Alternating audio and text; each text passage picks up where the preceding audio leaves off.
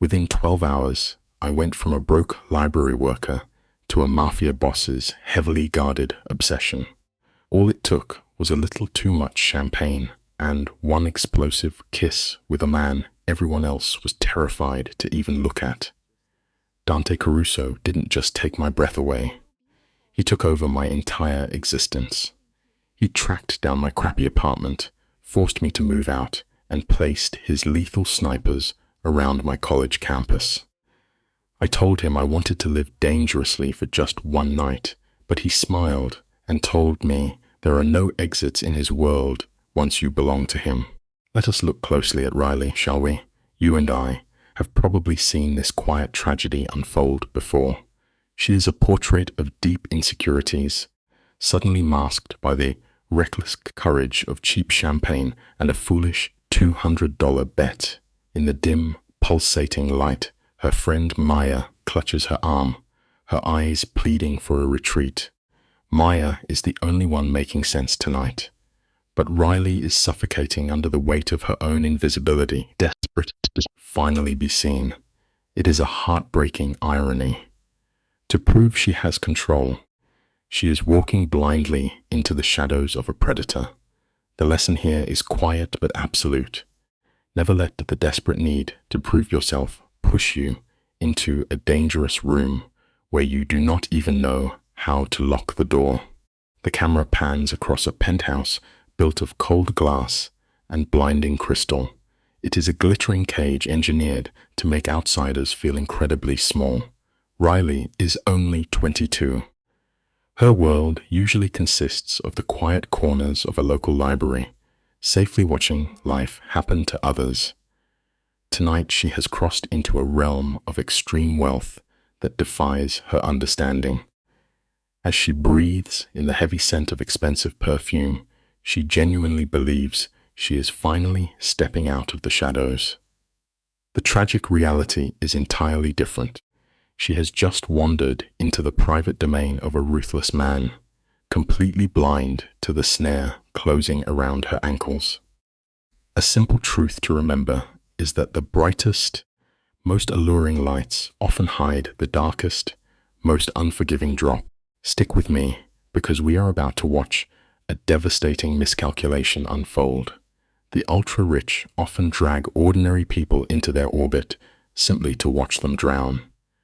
Maya sees this perfectly, her trembling hands warning that this billionaire plays by a dangerous set of rules. But Riley cannot hear her. Her focus is narrowed down to the survival that a petty $200 reward promises. To her, that money is a lifeline.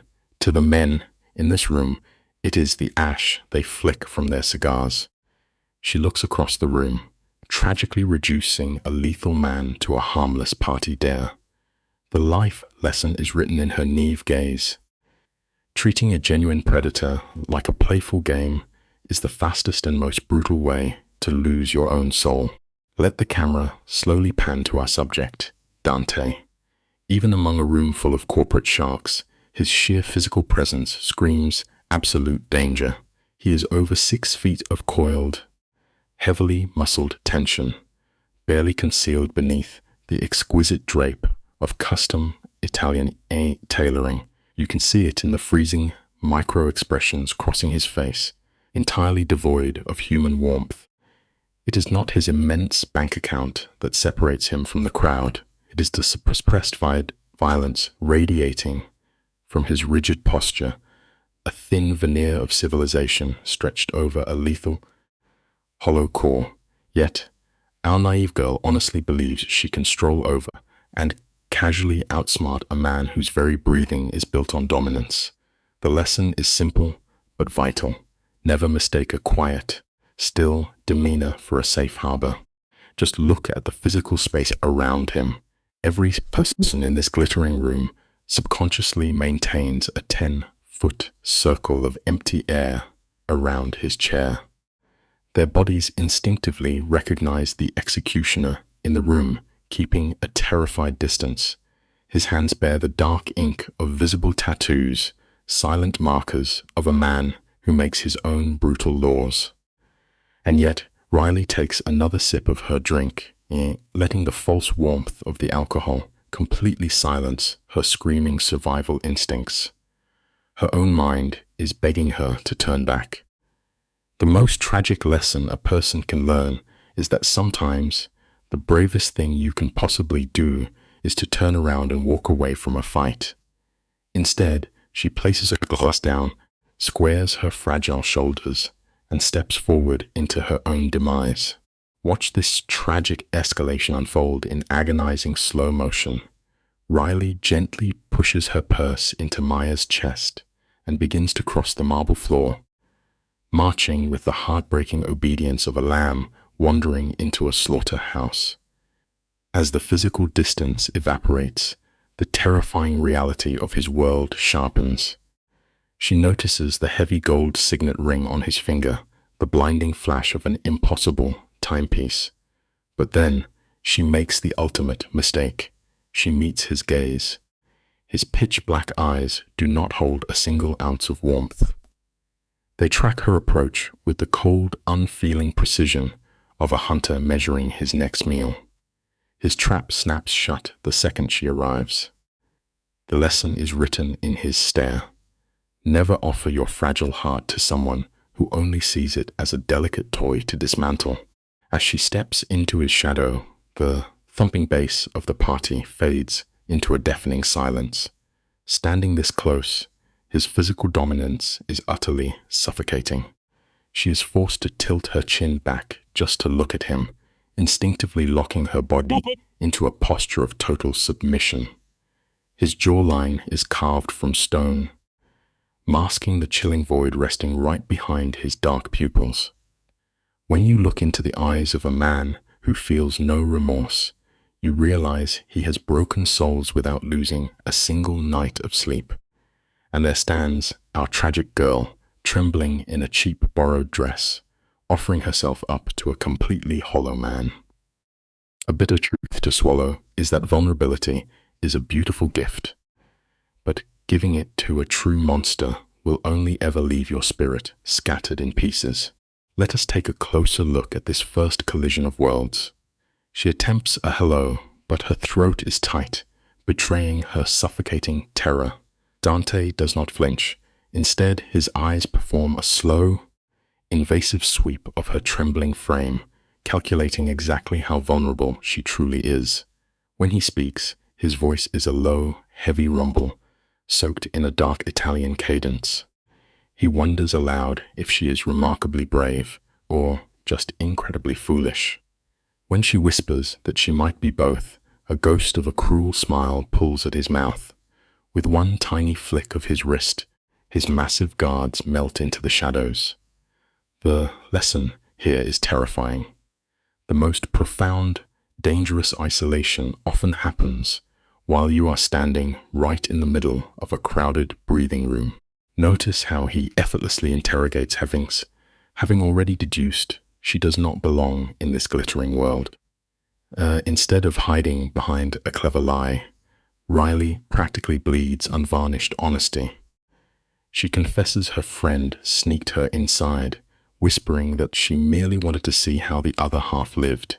In a room built entirely on plastic smiles and pathological lies, her raw, shaking truth drops like a lit match. For a man who views every human conversation as a chess match to be manipulated, this pure sincerity is a dangerously addictive drug. She has just handed him the exact kind of rare, beautiful innocence he wants to break. The lesson is tragic.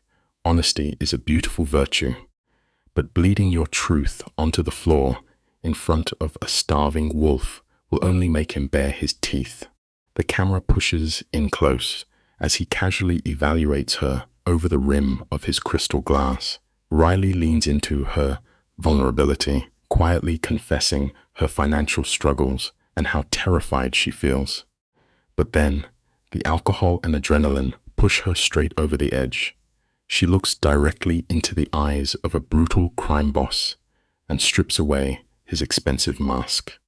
She tells him he looks less like a billionaire and more like a cheap thug from the streets.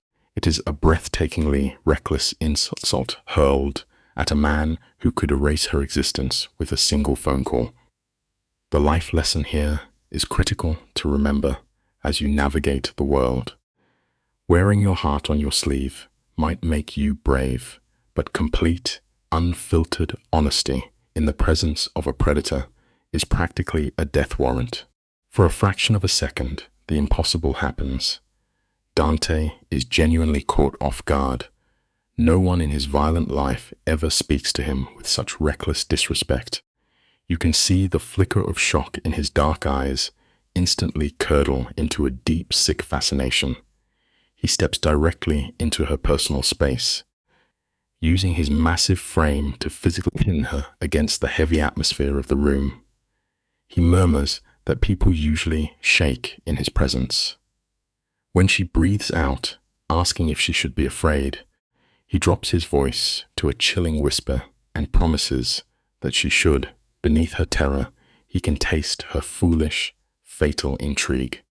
The saddest lesson to learn is how easily the human heart can confuse absolute terror with profound passion, forging chains that can never be broken. If we pause and look at Riley's trembling hands, we can see the catastrophe unfolding inside her chest. For the first time in her sheltered life, her veins are flooding with pure adrenaline. The painfully boring routine of her existence is shattered by the intoxicating thrill of absolute danger. She softly admits that he is the exact kind of ruin she has been looking for. It is a devastating mistake. You can practically see the gears grinding behind Dante's cold eyes as he calculates exactly how to shatter her spirit. He slowly reaches out, his heavy fingers gently stroking her hair. It looks like tenderness, but it is the cold, calculated brand of a master claiming his new property. The lesson is stark. Never mistake a possessive grip for a loving embrace. It will cost you everything. You and I have reached the absolute point of no return. He gives her one last cruel illusion of an exit, quietly warning her that she has no idea what she is playing with. And he is entirely right. She thinks this is just a thrilling story she can walk away from tomorrow morning. She is entirely blind to the terrifying truth that she is handing over the keys to her own mind. Drunk on champagne and a desperate craving to feel alive, she leans her fragile body closer to the flame. Dante's lips curve into a terrifying smirk of absolute victory. As she closes the distance to touch him, she seals her own dark fate, falling in love with the fire that will burn her down. The final lesson is brutal. Once you willingly invite the devil inside, you can never simply change the locks. Let us look closely at this moment, because you and I are witnessing the exact second everything changes.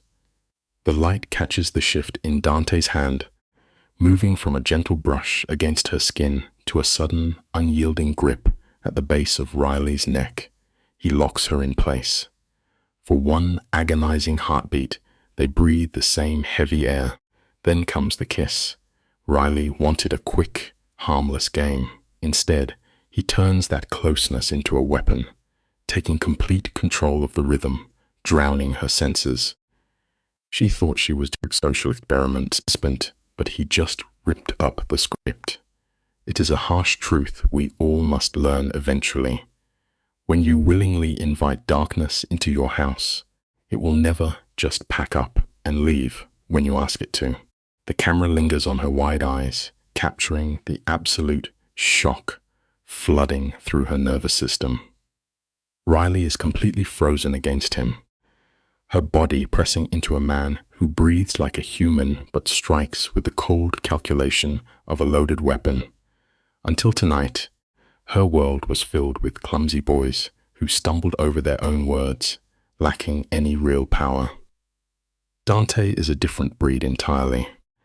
He executes this hold with the flawless precision of an architect who knows exactly which foundation to break. The silence in the room deepens, thick and suffocating, as the gravity of her mistake settles over her skin.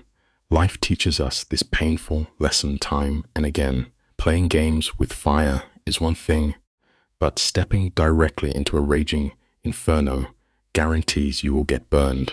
Notice how the tension builds in the slope of her shoulders. Riley frantically tries to rebuild the walls she just tore down, her voice trembling as she stammers that her silly dare is finally over. She pushes back, desperately hunting for some physical distance before her last shred of self-control snaps. But Dante simply anchors her waist. His hand is a vice. He dips his head, and his voice drops into that low, gravelly frequency designed specifically to shatter her defenses. He whispers that they are nowhere near finished, his touch radiating a terrifying sense of absolute ownership. It is the ultimate tragic flaw playing out right before us. You simply cannot reach into the cage, pet the starving wolf, and expect to walk away with your hand still attached to your arm. Watch the devastating contrast in his movements now. His thumb slowly traces the sharp line of her jaw, a manufactured illusion of tenderness delivered by a man capable of unspeakable violence. A tear catches the dim light as Riley whispers she is confused. But deep down in her racing heart, she knows exactly what she did. She tried to use a profoundly dangerous man as a cheap prop to impress her friends, and now he is pulling her into his dark reality. He tilts her chin upward, forcing her to look only at him, erasing the rest of the room from her sight. We see this fatal miscalculation happen in life so often. Using the dangerous people around you to stroke your own ego will always leave you with a massive debt that you can never afford to pay back. The scene shifts into a brutal psychological interrogation disguised as a quiet conversation in the dark. Dante demands answers while Riley desperately wraps herself in flimsy denials. She pretends it meant nothing, but the camera catches her dilated pupils, the frantic pulse beating wildly in her throat. Dante steps even closer, his tone perfectly pitched to slice straight through her desperate lies, quietly warning her to stop hiding the truth. He feels the electricity jumping between them. She is fighting so hard to pack this terrifying moment into a neat little box and walk away, but our minds betray us in the end. The exact second you have to work tirelessly to convince your own heart that a terrible mistake meant nothing, that mistake has already swallowed you whole. He slowly unpacks her past, his voice smooth and probing as he asks if she always throws herself at dangerous strangers. When Riley weakly insists she has never done this before, a dark, victorious satisfaction settles in the hard lines of his face. He claims her completely in that silence, establishing a silent rule that she is his until he decides to let her go.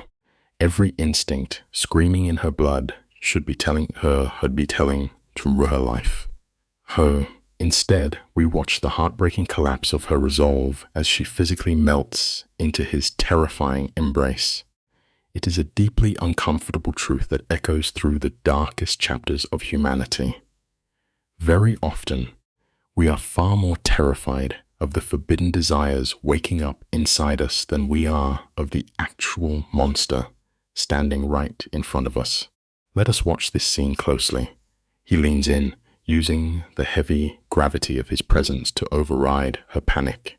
In a low murmur, he asks if she plans to fight or submit. She whispers a frantic protest, reminding him they are strangers. Yet her trembling hands betray her. They rise on their own, resting against his chest in a quiet, tragic surrender. Just as she yields, he cruelly steps back. The chill of his sudden absence hits her like a physical blow, leaving her desperate for contact right before he extends a commanding hand for a dance. It is dark, masterful conditioning.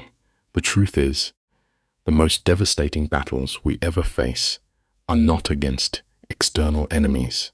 They are fought against the treacherous, desperate cravings of our own lonely hearts. Every instinct inside her screams to run, yet fear has a tragic way of freezing the soul. Paralyzed by his gravity, she slowly places her trembling hand into his grasp. He pulls her onto the dim dance floor, drawing her so close that the space between them vanishes. Trapped in his shadow, her mind fractures to cope. She fixates on tiny details, the dark spice of his cologne, the silvered edge of a faded scar above his brow. It is a beautiful, terrifying dissociation, the quiet birth of a trauma bond. Watching this psychological capture is deeply heart-wrenching, but it reveals a grim truth about the human condition. A soul starved of real connection for far too long will gladly sacrifice its own safety just to feel the burning heat of a destructive flame. As they drift in a fatal waltz, Dante probes her defenses, asking what brings her to such a ruthless gathering. In a stunning pivot, Riley drops every shield. She looks up into his cold eyes and confesses the $200 wager, admitting she was dared to approach the most threatening man in the room. The camera catches a rare flicker in his expression, a genuine flash of shock on the face of a man accustomed to absolute deception. She casually identifies him as a creature of violence, right to his face, stripping away all his carefully built mystery. This beautiful shift in power leaves us with a profound lesson. When faced with someone who has spent their entire life manipulating the shadows, raw, unvarnished honesty is the sharpest, most devastating weapon you can wield. A deep, low rumble of amusement breaks from Dante's chest.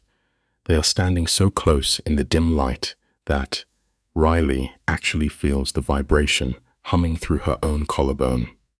It is a terrifying intimacy.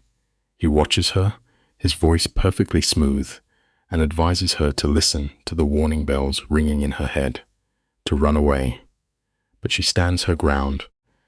In a breathless whisper, she confesses she knows exactly what she is doing. She is starving for something real, and he is the first spark of life she has felt in years. The tragic flaw of the human heart is laid right here in these shadows. People will willingly walk straight into the fire, simply because the flames are warmer than the cold, crushing silence of an empty life. Stick with me here, because I need you to watch this precise second. This is the exact frame where the trap snaps shut. Dante nods, his expression turning to stone as he agrees she has lost her mind. The easy charm melts away, leaving only the cold truth of what he really is. He tells her about the violence, the absolute ruthlessness of his world. Then, he offers her one final chance to walk out the door, warning that if she stays, there is no going back. It is a beautiful, terrible trick. He gives her the illusion of freedom just to lock her in, and it reminds us of a bitter truth. The strongest cages in this world are never made of iron or steel. They are built from the quiet choices we make when we willingly hand the keys over to our own monsters. Anyone else would have taken the out and run. But Riley just tilts her chin up. Her hands are shaking, but she looks him dead in the eye and asks what happens if she refuses to leave. The shift in Dante is immediate. His fake amusement vanishes entirely, replaced by the heavy, unblinking stare of a predator who just caught the scent of blood. He studies her face, trying to figure out if she is incredibly brave or just tragically foolish. The sheer terror is radiating off her skin, visible in the shallow rise and fall of her chest, yet she forces a slow, trembling smile. It is the ultimate human tragedy playing out in the shadows. Sometimes it is completely impossible to tell the difference between a courageous leap of faith and a spectacular, heartbreaking surrender. The shadows stretch long as he pulls Riley flush against his chest, a practiced movement that suffocates the space between them. The room grows heavy with ruin. He murmurs his terms into the dark. He will reveal his true face. but only if she binds herself to him forever. Poisoned by a desperate affection, her trembling lips beg him to speak. The dim light catches the dead calm in his eyes as he finally says it. Dante Cuso, a king among criminals. Without a single shift in his heartbeat, he confesses to the blood of 17 souls, all erased without a shred of remorse. The trap snaps shut around her, leaving us with a quiet, painful truth. Sometimes the arms that hold us tightest and promise to keep us safe belong to the very monsters we need to escape. The camera pushes in on Dante. His voice is a low, steady hum, entirely devoid of the horror he describes. He speaks of shattered bones and blood on the pavement, the way a passing stranger might mention the afternoon rain. Riley stands frozen. Her lungs should be fighting for air. Her body should be begging her to run. Instead, the heavy shadows of the room seem to wrap around her like a warm blanket. When she questions how he knows so much, his eyes narrow, catching the dim light. He had watched her from the start, recognizing her fragile, beautiful recklessness the second their lips met. We often seek shelter in the very storms that are destined to destroy us. True safety is never found in the arms of the one who built the cage. Let us look closely at this moment together, you and I, as the tragedy sets its hook. The neon lights outside cast bleeding shadows across Dante's face as he reaches out. His rough fingers gently cradle her jaw. He tells her the truth that he brings ruin, and that keeping his soul quiet means he must send her away. He expects her to run. The heavy silence begs her to leave. But she stays. He confesses his consuming greed, the absolute need to own whatever he sets his sights on. She whispers that he barely knows her, but the predator only smiles, promising he will learn every piece of her. The hardest lesson we ever learn is that the traps that hold us the tightest are the ones we walk into with our eyes wide open. He closes the distance until there is nothing left but the heat of their breath. He presses his forehead against hers, effectively shrinking the world down to just the two of them. In the quiet dark, he offers her a terrifying bargain, absolute devotion, wrapped in a promise of brutal violence. Deep down, a small, rational piece of her mind screams against the madness of this moment. They are strangers, standing on the edge of a jagged cliff. He smiles, a slow, dangerous curve of his lips, waiting to see if she will jump. Notice the soft, desperate look in her eyes as the crushing boredom of her safe, quiet life burns away.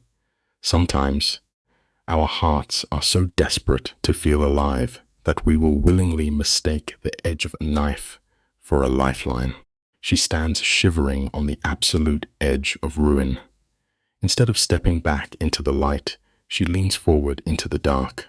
Dante feeds her the exact validation her bruised soul craves, effectively silencing the last alarms ringing in her head.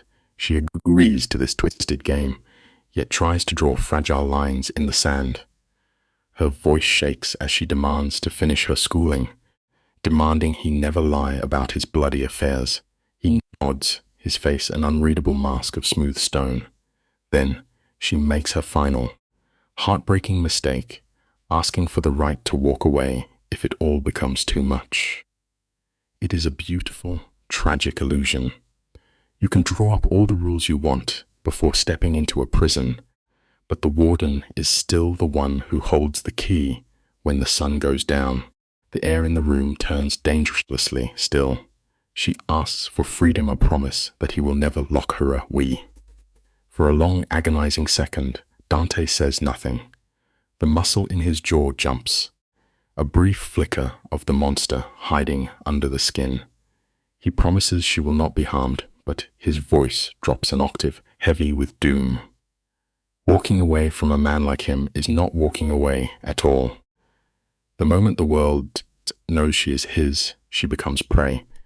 Letting her go would only mean putting chains of a different kind around her neck, watching her every breath from the shadows. She is trading her entire life for a golden cage. The truth we must all eventually face is that when darkness offers you a shield, it usually intends to use it as a wall to keep you from ever leaving. Watch her face as she crosses the line. Her lips part, and a fragile whisper rolls to the quiet space between them. Dante grips her shoulders, his hands warm and heavy, grounding her spinning mind. He tells her to hold on to that fear, because fear is what keeps the heart beating. When she asks if he will stand between her and the monsters in his world, he swears his very life to her. He makes it known that no one will ever touch her without stepping over his dead body first. Through the muffled walls, the thumping bass of the college party goes on, blind to the tragedy unfolding just feet away. Her friends laugh in the flashing lights. Life teaches us that our entire universe can shatter in an instant, while the rest of the world simply keeps on dancing. Her phone buzzes wildly inside her small purse. It is the sound of her normal, safe life desperately trying to pull her back. She ignores it. She slowly lifts her chin, meeting the dark, burning eyes of the man who will ruin her, and surrenders. Her voice is barely a breath as she promises to stay, offering herself completely. A slow, triumphant smile breaks across Dante's face. When he finally pulls her in, it is not a kiss of gentle affection. It is a heavy, consuming claim. One rough hand holds the back of her head, the other resting heavily at the base of her spine, sealing her fate. We are such fragile creatures at our core.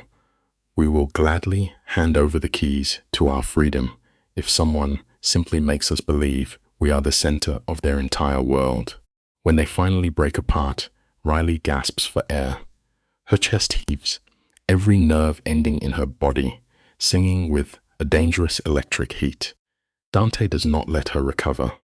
His fingers lace tightly through hers, a heavy grip that leaves no room for hesitation. He pulls her out of the shadows, walking her away from the flashing neon lights of the club and down into the cold, silent concrete of his world. A massive man named Mr. Caruso steps out of the gloom, bowing his head in quiet respect to the king. The sudden cold air hits Riley, snapping her out of her dreamlike fog, and she suddenly remembers the friend she left behind on the dance floor. The painful reality of life is that we rarely realize we are falling until we hit the ground and look up at what we left behind. Let us pause and look at the terrible conflict written across her face. She stumbles over her words, begging for a moment to text her friend. Dante does not get angry. Instead, a dark, amused light dances in his eyes. He tells her she is free to text, praising her for leaving a trail, wrapping her invisible chains in the sweet illusion of choice. Her hands shake as she looks at the bright screen, 7 frantic messages from her friend, screaming about calling the police. What do you say when you have just handed your soul to the devil? It is a lonely, terrifying crossroad. The hardest part of choosing a dark, dangerous path is knowing you can never explain it to the people who love you. Sometimes, to walk through a new door, you have to let the people behind it think you are lost. Dante watches the panic rise in her chest and gently takes the reins. His voice is smooth as glass as he tells her exactly what to type, feeding her the lie of safety. She types the words, adding her own little note that she is choosing this, a desperate attempt to feel like she is still driving the car. The reply comes instantly. Her friend asks if she has completely lost her mind. Riley stares at the glowing screen for a long, heavy second before replying that she knows exactly what she is doing. Her friend relents, demanding she share her location and call by morning. There is a deep comfort in this small moment. A true friend will never turn their back on you when you walk into the fire. They will simply ask you to leave a trail of breadcrumbs in the ashes. The phone slips from her shaking fingers into her purse. She slowly raises her eyes to the kingpin, her chest rising and falling, and whispers that she is entirely his. The air cracks with the weight of her surrender. Dante's eyes darken, a dangerous heat flashing across his face as he warns her to choose her next words carefully. But she is drunk on the thrill of the fall. Why looks she right at it and tells him she wants the worst of it. The heavy oak doors swing shut behind them, instantly cutting off the loud music, trapping them in a dim room smelling of rich leather and power. You must always weigh the heavy cost of your desires. Once you willingly invite a storm into your house, you can never complain when the wind tears the roof right off your shelter. Floor-to-ceiling windows look out over the glittering city, but the beauty of the skyline is entirely lost on the men in this room. 4 dark figures stand near a heavy wooden desk, all carrying the same cold, quiet violence as the man beside her. The moment she steps across the threshold, the room goes dead silent. 4 sets of cold, calculating eyes lock onto her fragile frame. Dante does not speak. He simply places his large hand firmly on the small of her back. It is a terrifyingly quiet display of total ownership. He tells the room she is under his protection, and the words fall like heavy stones. It is not an introduction. It is a warning. We all want to be chosen, to feel fiercely loved.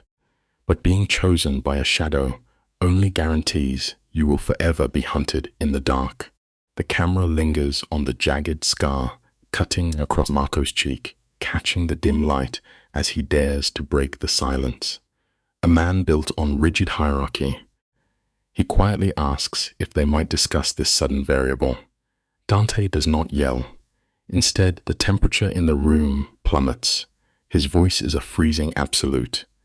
He is delivering a fact, he murmurs, not requesting permission. Instantly, the invisible chains of the syndicate snap back into their rigid locks. Marco swallows his pride, his jaw tightening as he offers Riley a hollow welcome. The other men nod, silently weighing this fragile girl against the bloody ruin she invites. Dante ignores their dark gazes, smoothly introducing his men. The truth of life is that true command is solitary. You never take a democratic vote on matters of the heart, even if that singular choice will ultimately burn your entire empire to the ground. Stick with me, because the framing of this next scene is a masterclass in shifting tension. Dante points out Luca, the financial architect, and Anthony, the data broker. Riley's self-preservation instinct completely misfires. She blurts out, asking if that makes him the hacker. The suffocating dread in the room shatters like glass. Anthony lets out a slow smirk, deciding her blunt nature is endearing. Beside her, Dante practically radiates a dark, possessive pride, boasting she was brave enough to kiss him on a dare. Vincent's face twitches in shock, unable to process his apex predator boss being used for a childish game. Desperate, Riley weakly clarifies it was for $200. It serves as a beautiful life lesson. Pure, uncalculated honesty holds a terrifying power. Sheer innocence is often the only weapon capable of disarming seasoned sociopaths. The lens shifts, focusing tightly on Riley as she attempts to claw back a fraction of control. She forces a nervous laugh, asking if the bet still counts, if she actually enjoyed the physical contact. Dante's dark eyes do not even blink. Exhibiting the calm certainty of a true megalomaniac, he pulls her down onto the heavy leather sofa. He casually offers her $2,000 just for walking into his life, declaring her days of cheap meals entirely over. You can see her jaw tremble as she tries to protest, but behind her wide eyes, the desperate calculation is already running. The simple, tragic life lesson here is that prolonged starvation fundamentally rewires the human mind. When a person is completely drained by poverty, dignity becomes a luxury they cannot afford. Morality will always pause to weigh the exchange rate of a predator's golden offer. Let us look closely at the shadows creeping into this exact moment together. Dante leans in. He leaned hand, his large hand tracing the thin fabric of her borrowed dress right along her fragile ribs.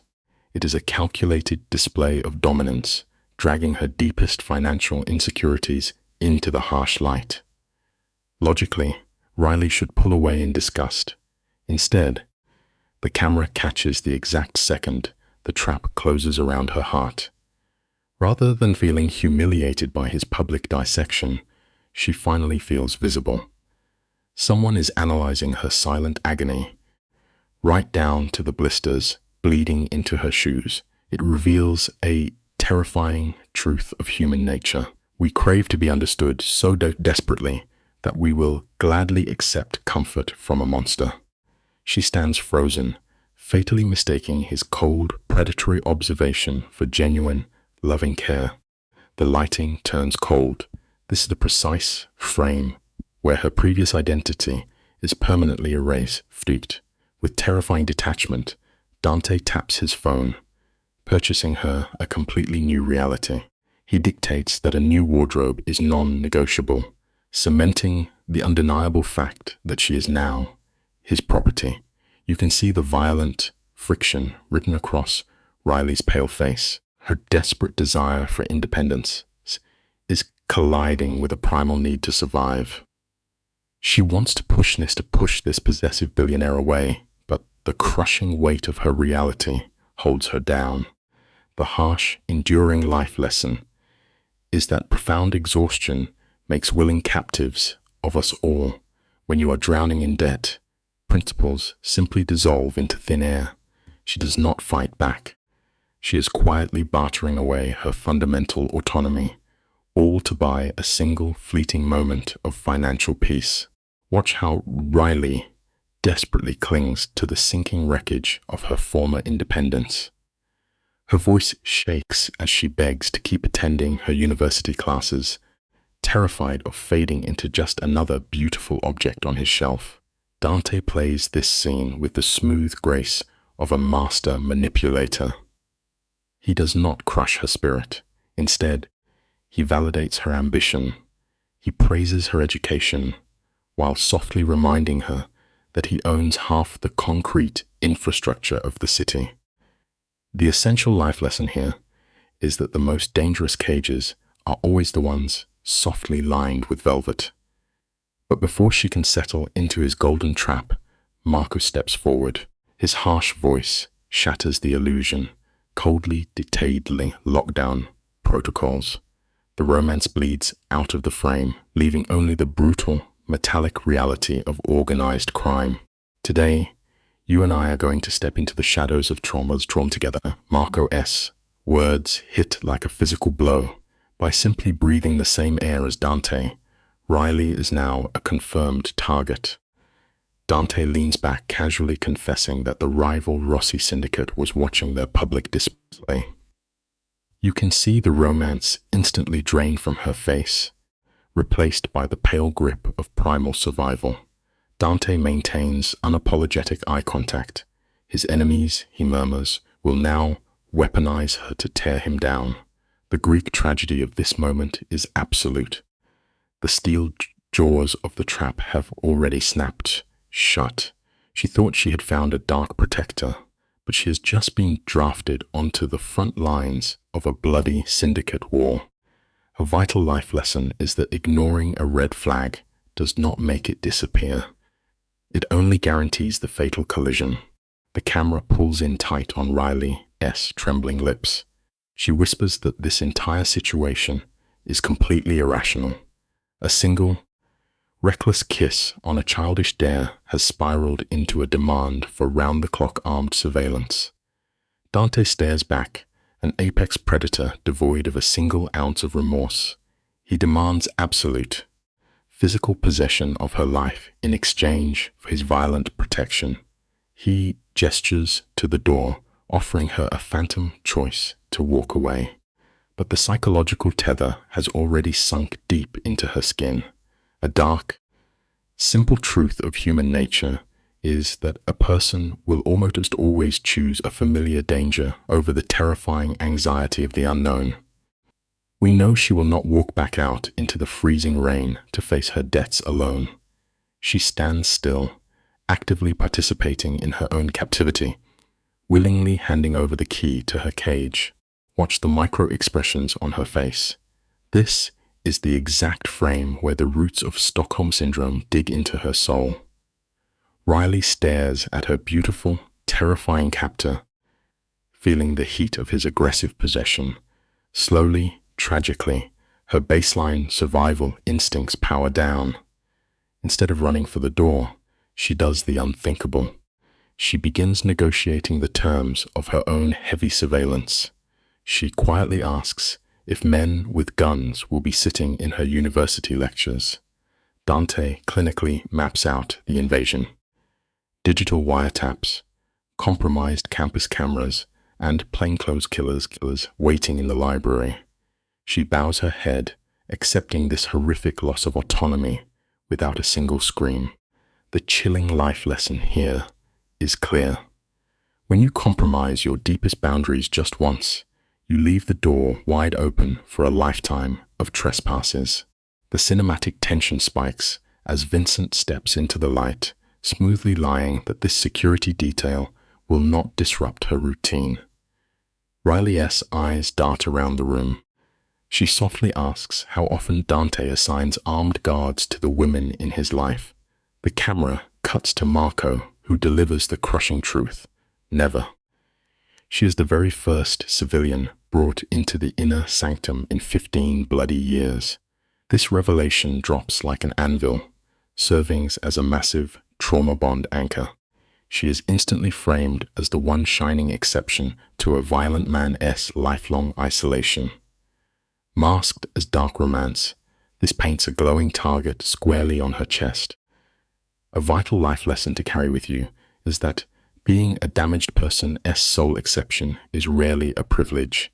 It is a dangerous burden. You inherit their affection, but you also inherit all of their buried demons. Stick with me, because we are about to witness a masterclass in emotional subjugation. Riley looks up through the dim light, asking the heartbreaking question of any victim. Why me? Dante steps into her space, his large hand gently capturing her jaw. His voice is a low rumble as he admits he does not know. He praises her reckless courage, noting that she looked at him, recognized the monster hiding in the dark, and chose to play anyway. He whispers an absolute vow that he will never let her go. By every psychiatric baseline, this crushing possessiveness should trigger a screaming flight response. Instead, the tragedy deepens. It makes her feel profoundly valued. She whispers that it is madness, yet she closes her eyes and leans into his palm. The lesson here? A starving heart's craving for validation will almost always override our basic instinct to survive.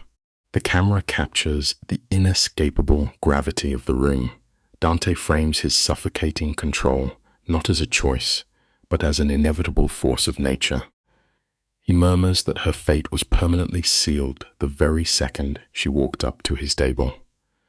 When she desperately tries to call out his arrogance, he simply silences her, pulling her into a deep kiss right in front of his men.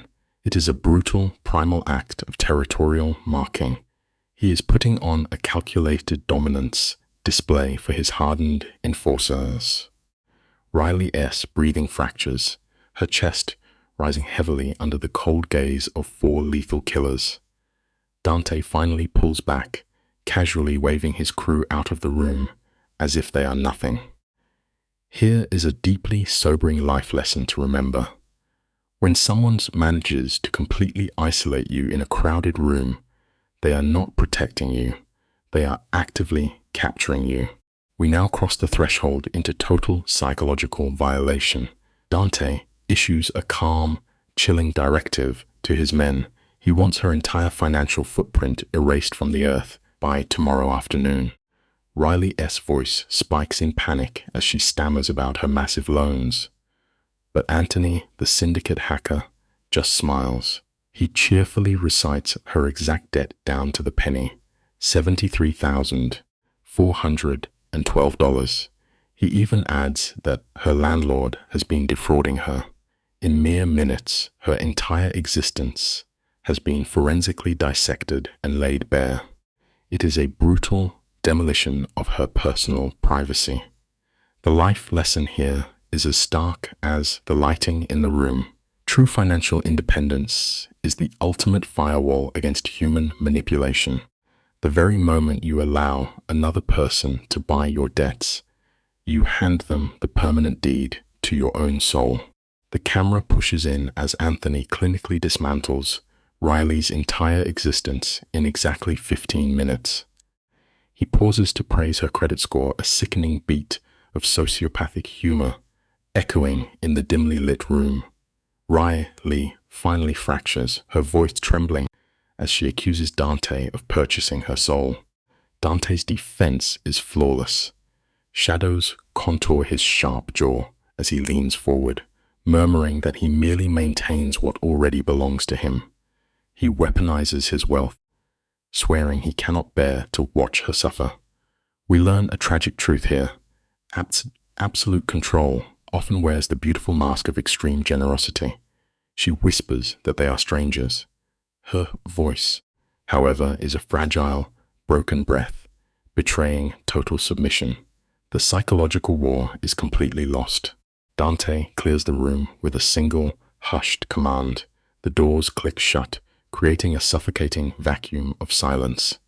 Marco casts a parting glance, a heavy, nonverbal warning of bloodshed she lacks the context to understand. The lighting softens, framing Dante as he transforms into the hyper-attentive lover. He tilts his head, asking what haunts her thoughts. The audience watches a devastating identity crisis unfold in real time. Hours ago, she was an unremarkable student, breathing ordinary air. Now, she scrambles to categorize her tie to a violent predator. The word girlfriend feels absurdly hollow, while property is too horrifying to utter. The tragic lesson here is simple. If you cannot safely define your position in a relationship, you are inevitably the one being consumed by it.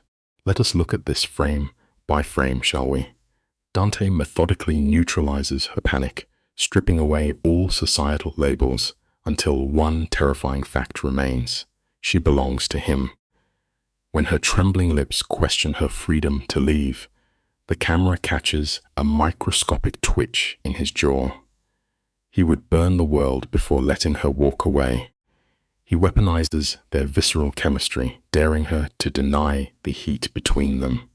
It is a pure Greek tragedy. Sitting beside this lethal narcissist feels more vibrant than her entire previous existence. A crucial lesson unfolds here. High adrenaline environments easily trick the human brain into feeling false intimacy. With a broken sob, she confesses her fear, willingly placing her final psychological weapons into her captor's hands. The camera frames her chest violently rising. Riley is hyperventilating, crushed by this hostile takeover. Notice Dante's brilliant cruelty. He deploys tactile comfort, intertwining his warm fingers with her trembling ones to offer an illusion of safety. Behind them, the armed guards remain non-negotiable. Then, he unveils his ultimate leverage, offering to eradicate her $73,000 debt. He suggests calling it a loan to placate her fragile pride, knowing this financial chain binds her forever. The lens captures the tragic dissolution of her entire moral framework. Life brutally teaches us that everyone has a breaking point when basic survival is leveraged against high principles. She walked into this room as a free guest. She departs as acquired collateral. Let us watch this scene closely to pinpoint the exact moment her soul is forfeit. Riley attempts a futile defense, applying gentle civilian logic to a ruthless predator by begging for time to deliberate. Dante's response is dark cinema at its finest. He lowers his head, pressing a soft kiss to her knuckles as the steel jaws of his trap lock shut. He demands the absolute consumption of her identity. Desperate, she asks the fatal question, why break his rigid rules for her? The light dims as he confesses his wife died 7 years ago. Here is a critical life lesson regarding the darkest sides of humanity. When a truly dangerous man exposes his deepest scars, he is not asking for your sympathy. He is calmly informing you that you are now permanently tethered to his unhealed trauma. The camera pulls back to reveal the bleak emotional landscape of a fractured mind. Witnessing the agonizing deterioration of a spouse irrevocably alters a man's soul. For 18 grueling months, Dante sat in sterile lighting, watching his wife succumb to illness. He meticulously cemented his heart behind an impenetrable fortress. For 7 long years, potential lovers were nothing but fleeting shadows. That is, until Riley unwittingly breached his atmosphere, initiating physical contact under the reckless guise of a party dare. Now, she desperately tries to rationalize that fatal kiss as a meaningless joke. Yet, as we see in all great tragedies, the most catastrophic shifts in human destiny are almost always triggered by the most trivial, impulsive actions imaginable. The dramatic irony in this frame is absolutely staggering. Here sits an apex predator, a man whose existence revolves around orchestrating terror, presenting a masterful illusion of profound vulnerability. His voice drops to a cinematic whisper, confessing that her sudden intrusion has violently reactivated his dormant heart. Riley's breath hitches, immediately comparing her beautifully mundane existence to the flawless, idealized phantom of his late wife. But Dante closes the distance. He initiates a devastating physical manipulation, his large hands tenderly cupping her face as he systematically dismantles her deepest insecurities. We often magnify our own perceived defects, but a highly skilled manipulator will use those exact vulnerabilities to paint you as their ultimate masterpiece. Riley instinctively recoils, voicing the innate human fear of never being enough. Dante refuses to entertain verbal negotiation. The director's lens focuses on his hands as he applies a tender, calculated physical intervention. He silences her cognitive dissonance with a touch infinitely more destabilizing than a physical strike. By establishing immediate dominance and whispering promises of shared burdens, he rapidly accelerates her cycle of dependency. He drops a chilling revelation. He proposed to his late wife after a mere 72 hours. He expects nothing less than her absolute compliance. In the tragic theater of human behavior, we learn that abandoning critical analysis for the illusion of a predestined connection is often our most fatal error. His aggressive certainty should violently trigger her flight response. Instead, we witness the haunting birth of early-stage Stockholm Syndrome. Riley interprets his megalomaniacal possession as profound emotional validation. She capitulates, verbalizing her terror, even as her body willingly sinks into his psychological trap. The camera catches Dante exhaling a breath of genuine relief. He casually admits he was prepared to use prolonged stalking tactics to break her. Riley offers a nervous laugh, entirely blind to the lethal danger before her, but their isolated, cinematic bubble suddenly ruptures. They must return to the public gala. The harsh reality of life is that isolation is only ever a temporary sanctuary. Eventually, you must always step back into the light to face the surrounding chaos. Let us pull back the lens and examine the crushing environmental pressure applied here. Dante fluidly steps into the role of the omnipotent guardian, whispering that the social hierarchy now recognizes her as his property. The camera focuses on the pulse racing at Riley's throat. She surveys the opulent room, questioning the hidden physical threats beneath the bright chandeliers. His response is measured and chilling. He simply refuses to leave his prized possessions unguarded. He physically tethers her to his side, his arm a heavy anchor, reinforcing her dependency. It is a brutal cinematic reality that perceived safety always exacts an exorbitant toll. When you allow a monster to shield you from the darkness, you simultaneously inherit every single one of their heavily armed adversaries. Watch the devastating cognitive distortion manifesting behind Riley's eyes. Her instincts should scream in revolt against his possessive vocabulary, yet her mind is rewriting this dominance as profound security. As they step into the glittering ballroom, she becomes the focal point of intense, predatory observation, a fragile specimen under an unyielding social microscope. Dante employs a masterstroke of tactile branding, pressing a heavy hand to her spine to silently broadcast his ownership to the watching wolves.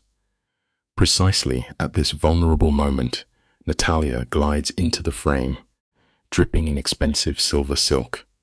We are reminded of a dark truth. The most devastating psychological warfare never requires a physical blade. It operates entirely behind polished veneers and cold, calculated smiles. Dante initiates a brutal verbal freeze-out, a chilling tactic designed to completely erase Natalia's presence. She smoothly parries, referencing her marital status before rotating her predatory gaze onto the weaker target. With venomous grace, she calls Riley a newly acquired domesticated animal, employing textbook dehumanization to shatter the girl's confidence. The camera cuts to Dante. He issues a terrifying counter-threat, his voice dropping to a low cadence vibrating with genuine homicidal ideation. Natalia projects a vacant, flawlessly calculated smile before retreating into the shadows. Here is a vital lesson in survival. An adversary who can deliver severe degradation with a perfectly regulated heart rate and a charming smile always requires your absolute caution. The camera tightens on Dante's hand, applying a restrictive pressure to Riley's waist. He leans down to dispense dark historical context, revealing that Natalia harbored parasitic ambitions long before the expiration of his first wife. She is a venomous entity backed by a Russian syndicate. We watch Riley undergo rapid cognitive overload. In mere hours, she has cultivated a lethal adversary. Before her frayed nervous system can find balance, another shadow falls across the frame. Enter Nico, a rival faction leader draped in artificial sociability. Dante's physiology instantly hardens into a combative posture. A dark truth is exposed here. The moment you publicly claim a highly coveted asset, you activate the latent violent aggression of every competitor in the room. Let us frame this scene together. You and I watch the lighting shift as Nico holds his features in a mask of perfect, terrifying calm. The camera pushes in on his eyes, cold, systematic, stripping Riley down to a mere vulnerability. He uses her youth as a blade, slashing at Dante's pride while smiling an impeccably tailored smile. It is a farewell that bleeds into a death threat. When Nico finally exits the frame, the crushing silence of the room falls over Riley like a shroud. She stops breathing. In this brutal, tragic theater, she is no longer a woman, but a target painted on her lover's back.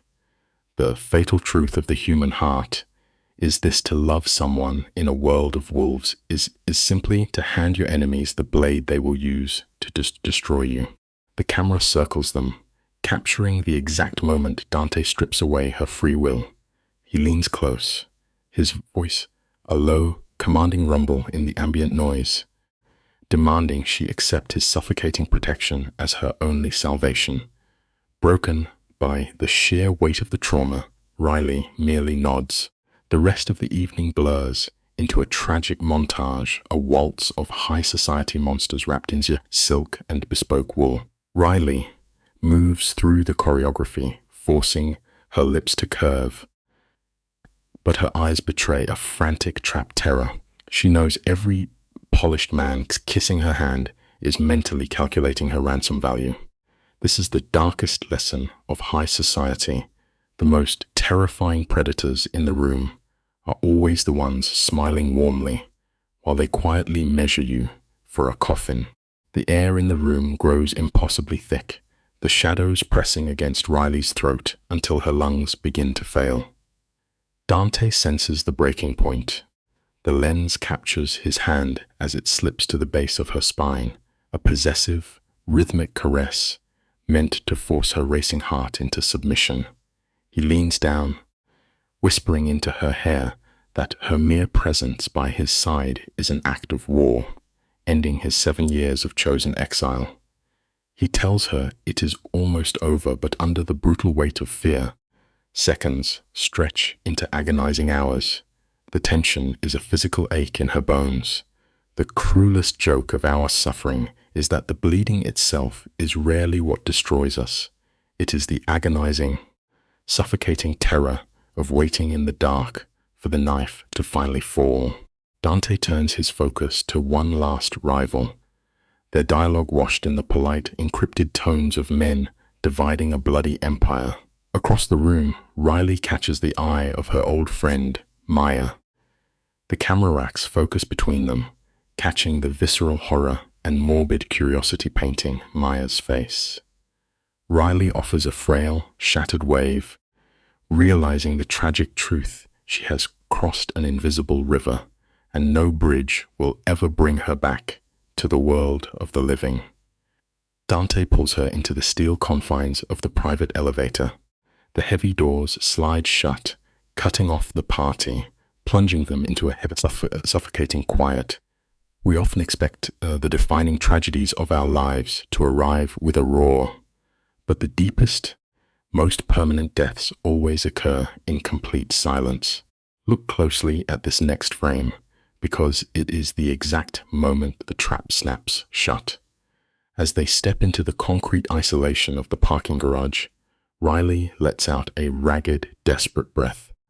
Dante watches her with a cold, cinematic amusement, a faint smile playing on his lips as she trembles against the armor of his black sedan.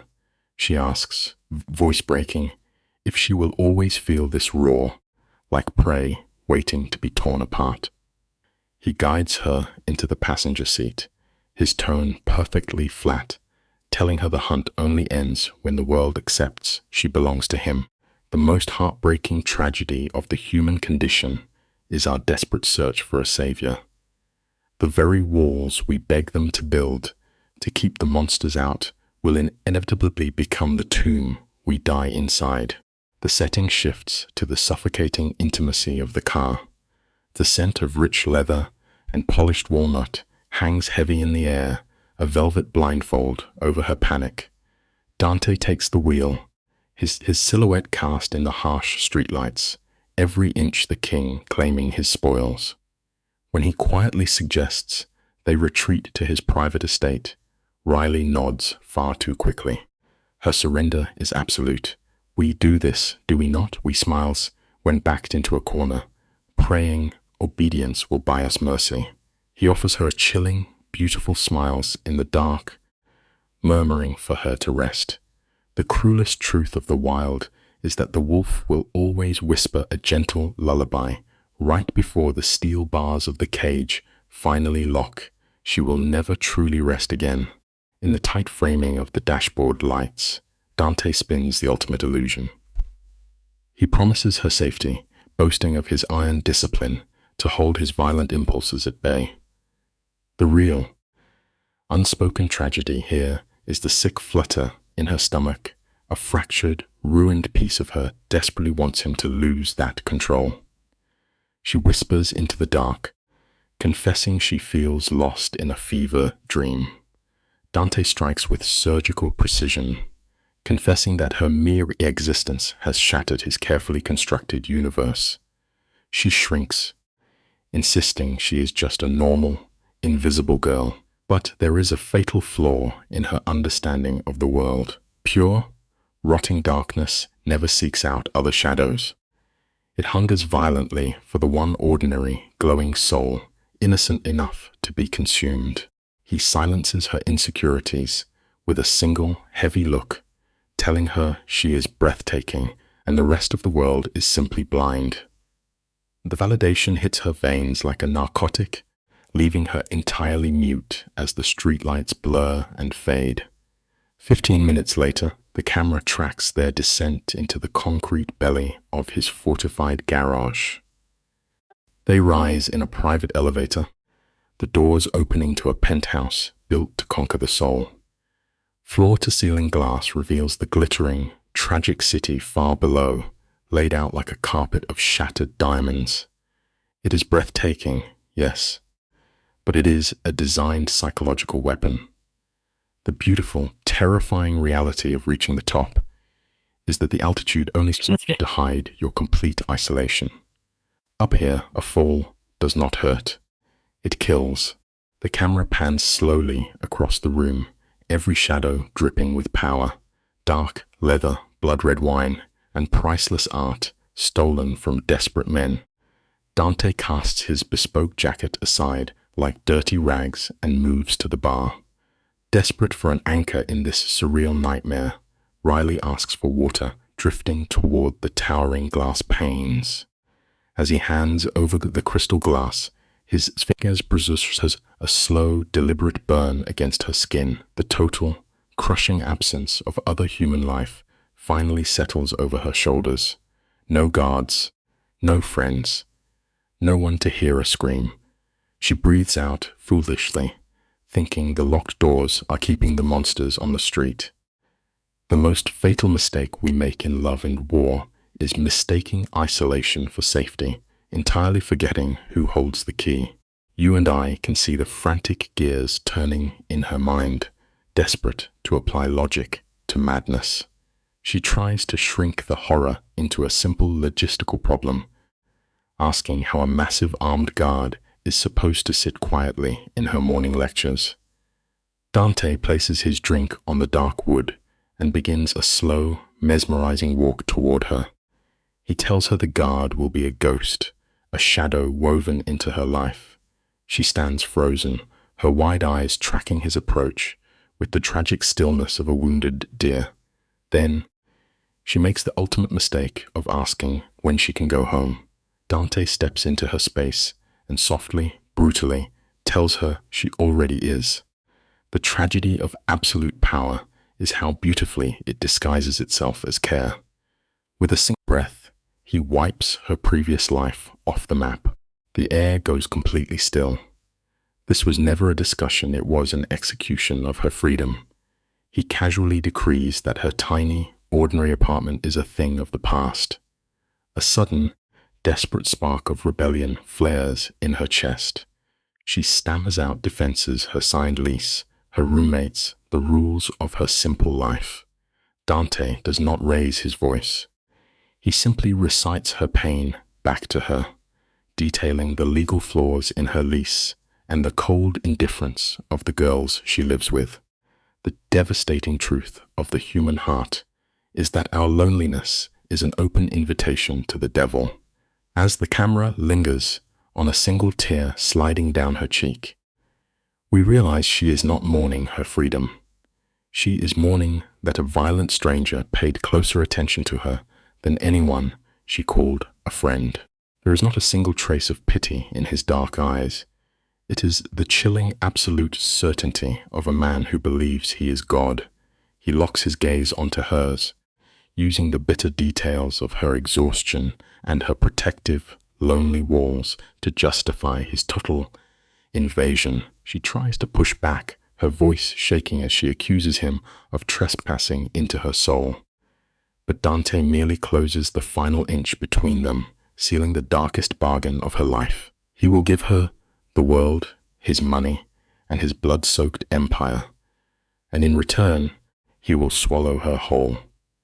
The cruelest lesson of survival is that monsters do not need to wear masks if they catch you starving in the cold. Her heart is hammering against her ribs. But the ultimate tragedy is this: she is no longer terrified. She is entirely mesmerized. The camera pushes in close, capturing the exact frame where Riley's spirit finally shatters. Dim lighting casts heavy shadows across her face as she asks how she can survive this collapse of her world. Dante's hand enters the shot, his fingers curling roughly beneath her jaw. It mimics tender affection, yet the tight grip screams of absolute ownership. He murmurs that he would burn the entire city to ash to keep her safe. She finally breathes out the words of her own doom, whispering that she is his.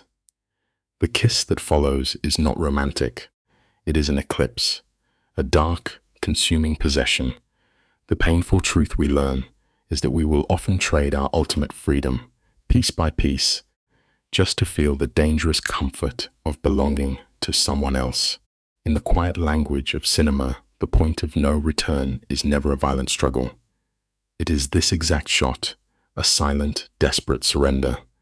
Riley completely melts against his chest, her trembling fingers gripping the dark fabric of his shirt. You can almost smell the expensive bourbon mixed with the cold iron of his authority. For a single frame, Dante's rigid mask slips. His breath hitches. He whispers a rough warning that they need to stop, yet his body refuses to step back, not even an inch. The tragic life lesson bleeding through the screen is that deep trauma can make pure self-destruction look remarkably like a sweeping romance. She is staring into the eyes of a man who ruins lives, silently begging him to completely ruin hers. The background score fades to a low, ominous hum as Dante delivers his final ultimatum. The lighting catches the cold glint in his eyes as he warns her, this is not a fleeting night. If she follows him through that bedroom door, she is tying her soul to a violent underworld. Any rational protagonist would hear the music swell and run, but Riley is simply exhausted by a lifetime of merely surviving. She tilts her head, her posture soft and yielding, whispering that she wants to be reckless. The camera lingers on Dante's face, capturing the dark hunger of a predator watching the steel jaws of his trap snap shut. The most terrifying life lesson we can learn is that the darkest, most inescapable cages are the ones we walk right into with a willing smile. He will never, ever let her leave. Watch closely how the director frames this absolute loss of power. The moment Riley breathes out her need to stay, Dante crosses the final threshold of ownership. The camera sweeps backward as he lifts her into his arms, carrying her deep into his opulent, shadow-drenched bedroom. Look at the sheer tension in his hands. It is not an embrace.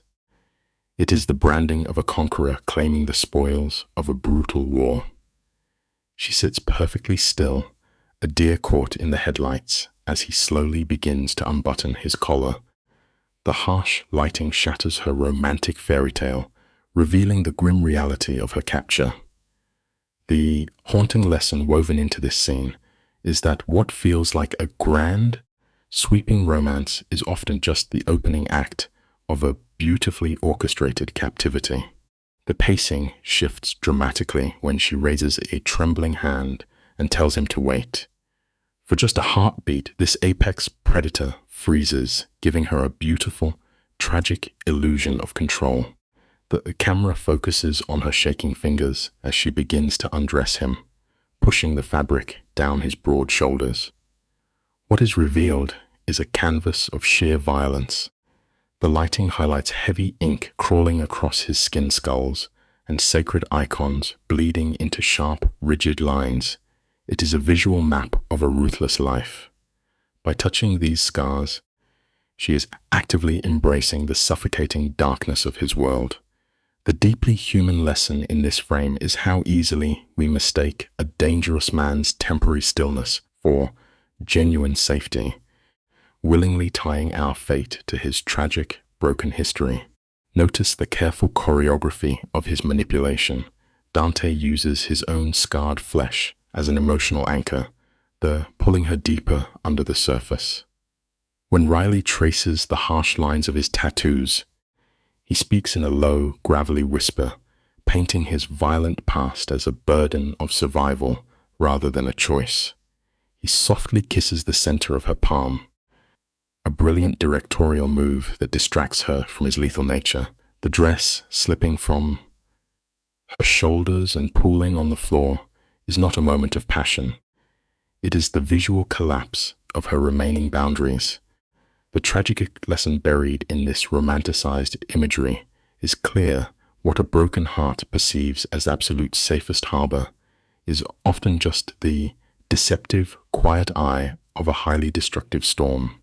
You and I have to pause here and truly appreciate the tragic irony of this sequence.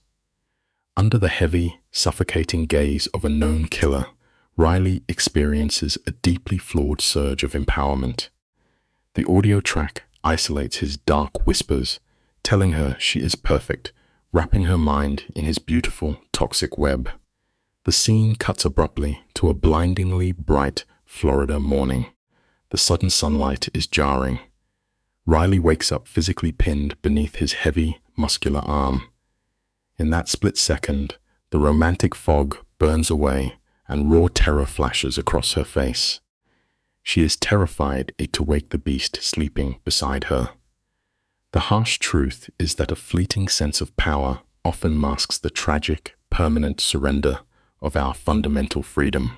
The camera hovers as above the bed, contrasting the soft morning light with the dark reality of what she has done. Asleep, Dante's features are smoothed out, making this lethal man look deceptively harmless. Meanwhile, Riley is utterly rigid, the lingering ache in her muscles serving as a stark reminder of her new, inescapable world. You can almost hear her thoughts racing as she tries to justify this absolute madness. But Dante is never truly asleep. Without even opening his eyes, a dark, knowing smirk pulls at the corner of his mouth. He murmurs that her heart is beating too fast, that she is thinking entirely too loudly. She instantly apologizes. The profound life lesson here is how quickly trauma bonds can rewrite our reality until the abnormal feels desperately necessary. The director slowly builds the tension back into the room. Dante justifies his hyper-awareness as simply the cost of doing business in a violent world. He finally opens his eyes cold, hollow, and unreadable, offering a gravelly morning greeting. The cobble morning greeting. The confident woman from the night before vanishes, replaced by a girl pulling the sheets up in nervous submission.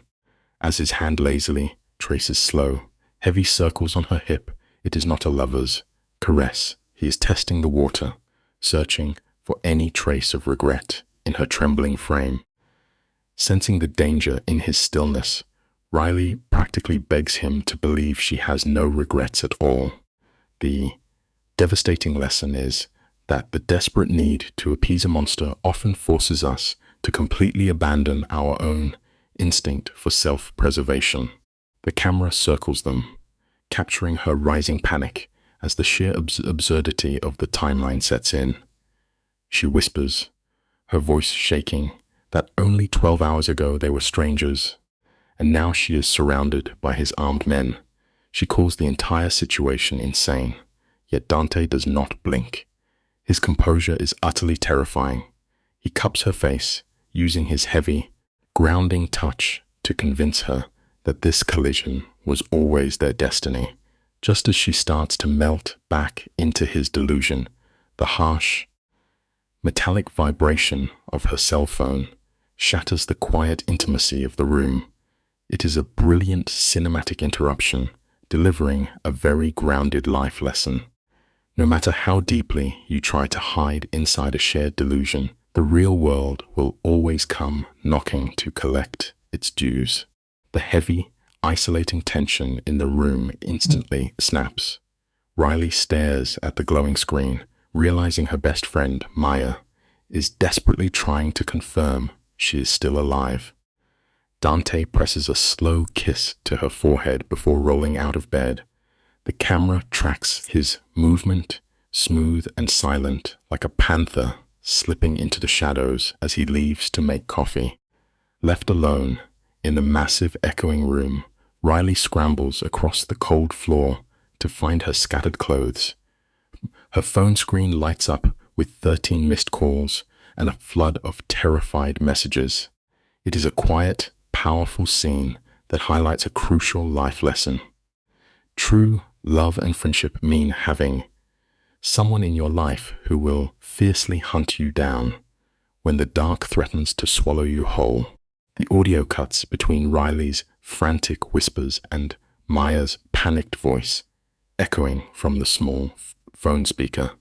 Maya is practically screaming, threatening to call the police to drag her out of there. When Maya demands to know if she actually slept with him, the director pushes in for a tight close-up. A hot, guilty flush creeps up Riley's neck. Her silence is deafening. Maya is stunned, reminding the audience of who Riley's used to be, a girl who played it safe, who calculated every single move she ever made. This brutal shift in character leaves us with a humbling life lesson. You and I can meticulously map out every safe, logical step of our entire lives, but one wrong collision with a beautiful disaster will burn it all to the ground in a matter of seconds. Khung hình thu hẹp vào khuôn mặt căng thẳng của Riley khi cô cố gắng bóp méo quá khứ, bào chữa rằng đó chỉ là một cuộc gặp gỡ thoáng qua. Qua điện thoại, Maya nhạy bén bắt được sự run rẩy trong nhịp thở, lập tức dò hỏi xem liệu bạn mình có đang bị ép buộc. Ánh sáng trong phòng như quánh lại khi Riley quả quyết đây là khao khát từ tâm hồn, dù tự biết nó vô cùng độc hại. Maya nhận ra ngay mâu thuẫn nhận thức chết người này, kiên quyết đòi tên thật của hắn. Khoảnh khắc ấy, toàn thân Riley tê liệt. Cô hiểu thấu việc gọi tên một kẻ thống trị thế giới ngầm sẽ thiêu rụi mọi thứ. Bài học ở đây thật cay đắng, những hiện thực tàn khốc nhất mà ta tự dệt, nên luôn là điều tuyệt đối không thể biện minh trước những người đang tuyệt vọng nếu giữ mạng sống cho chính ta. Bạn và tôi hãy cùng chứng kiến khoảnh khắc bi kịch này. Đôi môi really run nhả ra cái tên Dante Crusoe, cố giấu nó trong một vỏ bọc dối trá về công việc. Maya gạt phăng ngay lập tức. Tòa sẽ dùng định vị toàn cầu nếu cô không thú thật. Bị dồn vào chân tường, Riley gục ngã, cắn răng thừa nhận thân phận tội phạm của hắn. Sự im lặng nghẹt thở bao trùm trước khi Maya bùng nổ, gào lên về sự tàn nhẫn của một kẻ máu lạnh. Dù Riley khờ khạo tìm cách lấp liếm, Maya thẳng thừng chỉ ra nguy cơ cô sẽ bị nghiền nát. Đôi mắt Riley đờ đẫn, mù quáng tin rằng mình là ngoại lệ duy nhất của sự tàn bạo nơi hắn. Bài học ở đây vô cùng sắc lạnh. Một tâm hồn vụn vỡ sẽ lầm tưởng kẻ giam cầm tàn độc, nhất là bến đỗ bình yên, hoàn toàn tắt đi mọi hồi chuông cảnh báo trước cơn bão hủy diệt. Khung cảnh tĩnh lặng đến rợn người. Khi Riley nhận thức được sự trượt dài của mình, cô cất giọng đều đều đến tô vẽ sự chiếm hữu điên cuồng của hắn thành lớp áo bào bọc dịu dàng khi nhắc đến đám vệ sĩ. Sự thật này sẽ toạc lý trí của Maya, khiến cô gào lên đòi bạn mình phải tháo chạy ngay lập tức. Nhưng không, đôi mắt Riley chỉ còn lại sự trống rỗng. Cô lạnh lùng bước vào giai đoạn đứt gãy tâm lý, quyết định quay lại hang ổ của ác thú chỉ để gom vài món bò đồ. Phá bỏ mọi nguyên tắc, cô buông mình vào cơn nghiện cảm giác mạnh, sẵn sàng ôm trọn lấy bóng tối, bạo lực nơi hắn. Bài học đẫm máu cho chúng ta là để giành lấy quyền làm chủ số phận, đôi khi người ta phải tự tay đập nát mọi ranh giới an toàn và mỉm cười tự nguyện bước vào một hố sâu vô định. Tiếng bát đĩa va lanh canh từ gian bếp dội lại, cắt ngang bầu không khí căng như dây đàn. Riley nài nỉ Maya hãy nhắm mắt tin tưởng mình một lần. Phía bên kia, Maya đau đớn kết luận rằng sự quyến rũ chết người của gã ác nhân đã nghiền nát toàn bộ nhận thức của bạn mình. Đáp lại chỉ là tiếng cười lanh lạc lõng của Riley. Một âm thanh vang lên đầy bi kịch khi cô thừa nhận không còn muốn quay về với lý trí nữa. Cuộc gọi kết thúc trong một lời hẹn hò. Khi điện thoại buông xuống, lồng ngực Riley phập phồng vì kiệt sức, nhưng khóe môi lại nhếch lên niềm khoái cảm tự do điên dại. Cô đã tự nhốt mình vào huyễn cảnh. Bài học ở đây thật trần trụi. Bạn sẽ không bao giờ đóng đinh một sự thay đổi nhân cách cho đến khi bị ép phải điên cuồng bảo vệ nó trước những người tỉnh táo nhất. Hãy đi cùng tôi, chúng ta sẽ cùng tái tạo lại khung hình ám ảnh này. Máy quay lướt qua thân, hình mỏng manh của Riley đang chìm nghỉm trong chiếc áo sơ mi của kẻ bắt cóc. Một biểu tượng của sự nuốt chửng hoàn toàn Dante đang đứng bên bếp, những hình xăm vằn vện hằn lên da thịt như cuốn biên niên sử của bạo lực. Khẽ gạt đi sự tàn nhẫn, hắn trượt ly cà phê về phía cô. Độ ngọt và nhiệt độ chuẩn xác đến từng chi tiết nhỏ nhất từ đêm qua. Đồng tử Riley giãn ra, hoàn toàn tê liệt trước sự ân cần của một tên trùm thế giới ngầm. Một bài học thao túng, rợn người hiện lên kẻ âm thầm, ghi nhớ từng thói quen vụn vặt nhất của bạn. Luôn là kẻ đang dệt nên một mạng nhện kiểm soát tàn độc và sâu thẳm nhất lên toàn bộ mạng sống của bạn. Trong tiếng lèo xèo của thức ăn, ánh mắt sắc như dao của Dante kín đáo dò xét những cuộc gọi của cô. Môi Riley mấp máy, thốt ra lời phán xét của bạn mình về sự điên rồ mà cô đang vướng vào. Hắn nghiêng đầu, buông lời thử thách lòng trung thành bằng cách hỏi chính suy nghĩ của cô. Riley ngước lên, đôi mắt trống rỗng đến tê dại, gật đầu thừa nhận sự trượt dài của bản thân mà không mang một chút sợ hãi. Hắn mỉm cười mãn nguyện, một cái vỗ về ơn lạnh. Bữa ăn diễn ra trong ảo ảnh gia đình êm ấm, nhưng rồi vỏ bọc ấy vỡ vụn trong chớp mắt. Dante buông nĩa bóng tối của kẻ ác trỗi dậy. Hắn lạnh lùng ra lệnh phong tỏa toàn bộ khu vực, giam lòng con mồi mới của mình. Bài học sinh tồn ở đây là sự bình yên thực sự không bao giờ tự nhiên mà có. Nó là một thứ hàng hóa đắt đỏ, phải được bảo vệ bằng sự tàn bạo mỗi ngày. Bạn và tôi nhất định phải nhận ra cái bẫy này. Bóng tối rủ xuống khi Dante dựng lên bức tường cô lập. Hắn điều một gã sát thủ cộm cán đến làm cái bóng giám sát cô dưới mác bảo vệ. Rồi giáng đòn quyết định buộc cô phải chuyển đến sống cùng hắn. Trước khi lý trí Riley kịp phản kháng, hắn tung ra mồi nhử bằng một căn phòng riêng, một liều thuốc tê hoàn hảo, dập tắt cơn hoảng loạn. Hơi thở cô nghẹn lại trước tốc độ dồn dập này. Nhưng đôi mắt đen thẳm của Dante không một lần chớp ghim chặt lấy cô. Hắn thì thầm, biến sự độc tài thành một cơn cuồng si lãng mạn. Khi một kẻ thống trị thèm khát con mồi, chúng sẽ xé bỏ mọi rào cản thời gian, lao đến khóa chặt lồng sắt trước khi nạn nhân tội nghiệp kịp nhận ra mình đã vĩnh viễn mất đi bầu trời. Căng thẳng leo thang từng giây khi hắn đòi hỏi. Bóng dáng cô phải quẩn quanh hắn mỗi ngày. Hệ thống phòng vệ trong tâm trí Riley vỡ vụn. Những hồi chuông báo động về một tên tội phạm rít lên thảm thiết. Nhưng cô lại chết sững trong thứ mật ngọt chết người từ bản năng che chở của hắn. Cô vớt vát chút quyền lực ảo tưởng. Cô rụt rè thương lượng việc đến trường. Trò chơi tâm lý bắt đầu. Kẻ ái kỳ mỉm cười, ban phát một ân huệ nhỏ để thắng cả cuộc chiến. Nhưng ngay khi cô hé mở một con đường lui, không khí lạnh lẽo đông cứng lại. Cơ hàm hắn bành ra, ánh mắt hằn lên tia thù địch, chém đứt mọi hy vọng trốn chạy.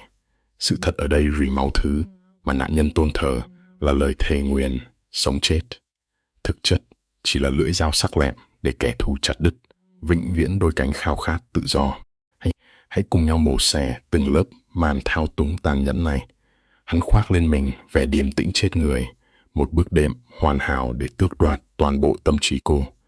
Hắn ban phát ảo ảnh của sự tự do, rủ rỉ rằng hắn sẽ không giam cầm cô, nhưng lại thề sẽ săn lùng cô đến tận cùng thế giới này. Lời nói ấy xé nát mọi nhận thức. Cô gái tội nghiệp ảo tưởng rằng mình đang nắm dây cương, đang kìm hãm nhịp độ của con quái vật. Thế nhưng, nếu nhìn sâu vào cái nhếch mép run rẩy của hắn, chiến thắng đã được ấn định. Hắn đang từ từ bứng rễ cô khỏi thế giới loài người. Bài học hành vi này lạnh buốt thấu xương. Những nhà tù tâm lý kiên cố nhất không được xây bằng sắt thép mà bằng những lời hứa hẹn ngọt ngào, khiến kẻ nương náu tự tai Dâng lên chiếc chìa khóa, gông cùm mạng sống của chính mình. Sự xảo quyệt của hắn đạt mức bệnh hoạn. Cô bám víu lấy ranh giới mong manh, Riley lấy phòng dành cho khách làm tấm khiên chắn yếu ớt. Trả lời, cô là một nụ cười săn mồi rợn tóc gáy. Minh chứng cho cuộc chinh phạt đã định sẵn. Hắn không ngần ngại tuyên bố sẽ xé nát tấm khiên ấy. Khi cô run rẩy vạch trần mưu đồ kiểm soát, hắn điêu luyện đánh tráo khái niệm.